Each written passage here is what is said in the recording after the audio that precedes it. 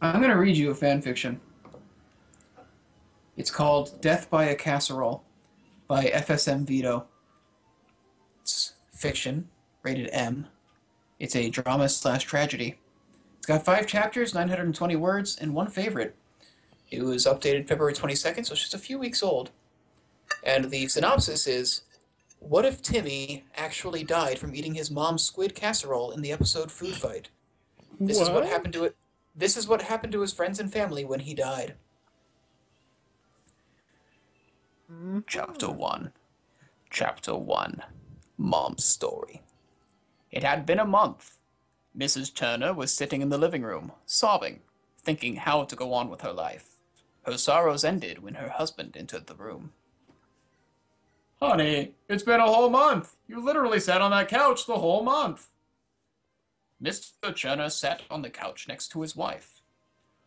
Listen, I know that it's difficult to get over it, but we really need to go on with our lives. When he said that, Mrs. Turner jumped up and snapped at him.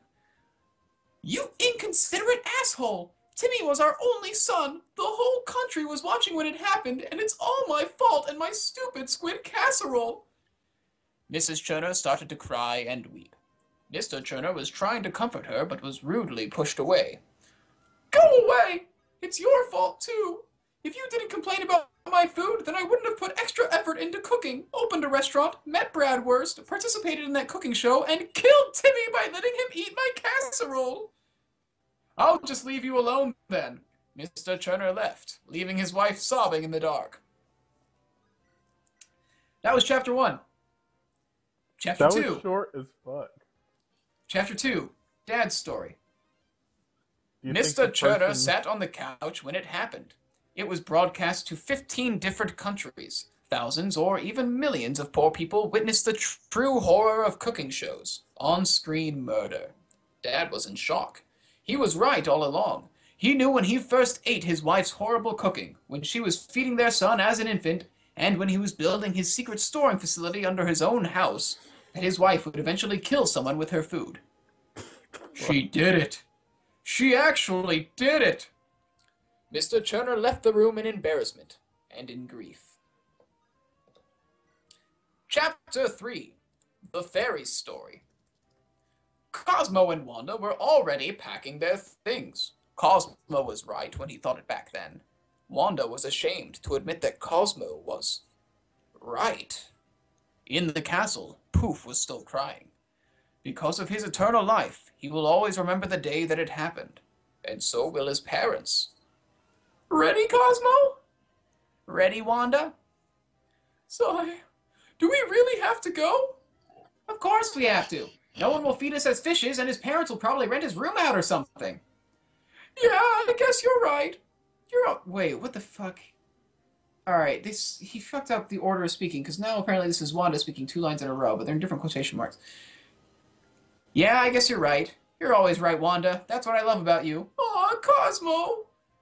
The fairy ex-godparents were about to smooch when Poof threw his rattle out of the fishbowl. What? What the hell, Poof? Fuck you guys. Ever since Timmy died, you've been all kissy, kissy, smoochy, smoochy. Well, I can't stand it. Your godson just died, you insensitive jerkwads. To hell with you guys. I'm moving out. Poof, no! I P.S. His speech impediment went away ever since Timmy died. He was so traumatized that his brain just said, "Oh, hell no!" And then he could speak. What the fuck? Does this person not know how people Chapter work? 4. Chapter 4. Timmy's Classmates Story. The news arrived fast at Dimsdale School. No one mourned. No one cared. Some didn't even remember Timmy. He was just some average kid that no one understands. They just went on with their lives. In class, no one seemed to notice the empty spot where Timmy used to sit. Trixie Tang even just called him an empty spot. All but one. One man knew about Timmy's demise. Crazy old Mr. Crocker. He dedicated his life to catching Timmy's fairies, but he knew that to catch Timmy's fairies, they had to be Timmy's fairies. After class, Chester, AJ, and Elmer met at the playground. They brought a candle and a picture of Timmy. Chester sobbed. Here's to you, Timmy. We'll never forget you. AJ made a nice altar out of a paperclip, and Elmer laid the picture on it. They lit the candle and left. Elmer stopped. Wait, he said. Where's Sanjay? Didn't you know? Asked AJ. He loved Timmy, and not in a friendship kind of way. He really was in love with him. I knew that, but why isn't he here then? Dude, said Chester. When he found out that Timmy died, he hung himself in his closet. The fuck? What? Elmer BSOD'd and passed out. Chester and AJ dragged him home while saying, We'll never forget you, Timmy. The end. Oh, then apparently there after the end is chapter 5, which is Crocker's Story, part 1. Mr. Crocker was a very happy man. Every single day of his life he was smiling. Nothing could have gone wrong for him. I mean, it's not like he had an obsession or something. Oh, no. No, he never seemed to have these kinds of problems. Fairies. On an ordinary day, as every day, Mr. Crocker went to work. His totally not pathetic non-fifth grade teacher job, which everyone had respect for. He entered the school, workplace, when 4 little children, co-workers, were blocking his path to destiny. They were chanting so horribly, so terrifyingly, that even the devil himself could not have stayed normal after enduring even 10 measly little seconds of it. Mr. Crocker, being the majestic stallion that he was, ignored the hooligans and got back on track. He took the first open door on his left, and he found himself in a classroom, an absolutely normal classroom filled with normal, respectable children, who you don't just want to strangle in their sleep. Okay, dude, I can't lie to these people anymore. Even you know this never happened. Fine, prick, if you won't do it, I will. No, I'll do it. Tune in next time to find out Crocker's real story. To be continued. And that's everything he's written so far. Okay, this is like the shortest fan fiction. Like, I don't know how I feel about this. It's pretty damn awful. It's pretty bad. Yeah, that's just bad. Like, I just genuinely feel bad after reading that. Somebody put effort into that. Not enough, but some. And that's... oh no. Looking for a romance.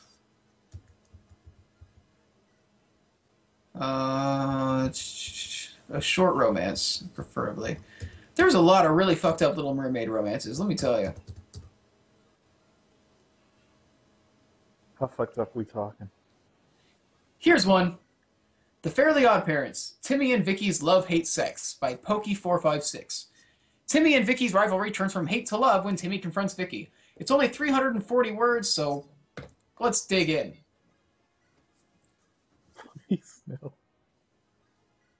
Oh, Jesus. Well, here we go.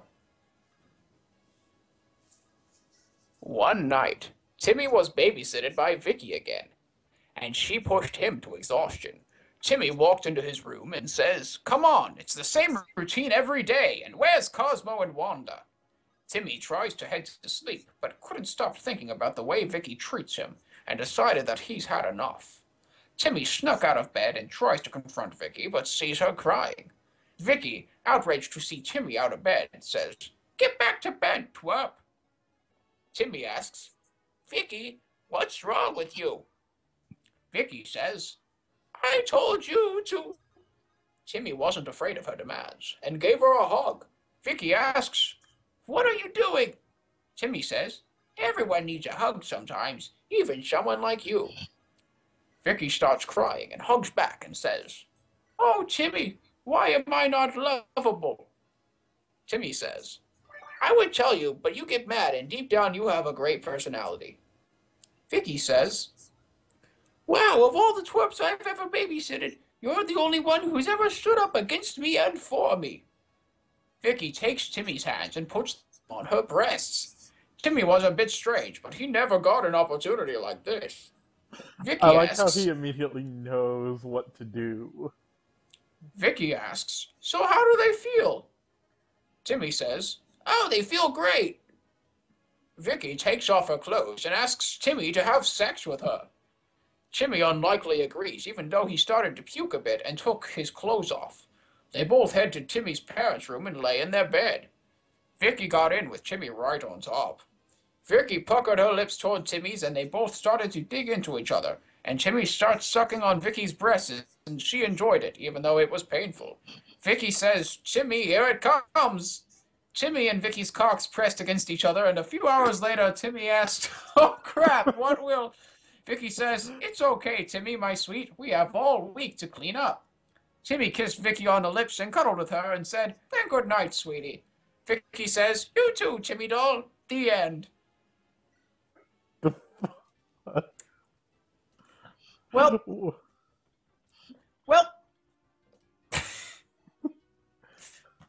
well, Just legitimate confusion. I did not see that coming. Which part? Timmy and Vicky's cocks pushed against each other. I've got to say it. It's not something I thought was going to happen. Andy, screw you. I'll stay up as late as I want. I like how Irk's face is when he gets... Irk is like one of the best characters. Usually the first mage is a pretty good unit. Jesus Christ. What? Just reading through these, it is astounding just how terrifying these all are. And how short they all are. Oh, I'm avoiding the long ones because we don't got time for that shit. Jedi Master says this is quite frightening. Yeah, it is pretty scary, Andy. Things that people write. Deli's like, it's not that shocking. I mean, it's not. I've got to say though, just Timmy and Vicky pushed their cocks together was, I just think, the best line I think I've ever read out of anything.